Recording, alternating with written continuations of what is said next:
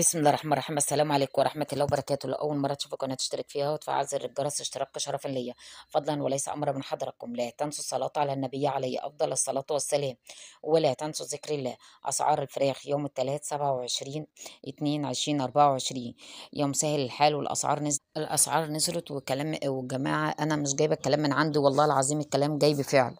سعر الفراخ البيضة ب92، وفي ناس بتبيعه ب100 جنيه. سعر الفراخ الحمراء الساسو ب102. سعر الفراخ الأمهات الهبر الكبيرة ب78 جنيه اللي هي البيضة. سعر الفراخ الأمهات البلدي ب88 جنيه. سعر الفراخ البلدي ب112 جنيه.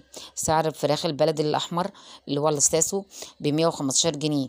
سعر كرتونة البيض الأبيض ب150. سعر كرتونة البيض الأحمر ب155 جنيه. سعر كرتونة البيض البلدي ب149 جنيه. البانيه يا جماعة وصل ب190 جنيه. وفي ناس طبعا على حجم الفرخة، عشان ما نكذبش على بعض. وفي ناس بتبيع اللي هي الفرخة الملانس البنات بتاعها ب230 جنيه. سعر وراك الفراخ ب85 جنيه.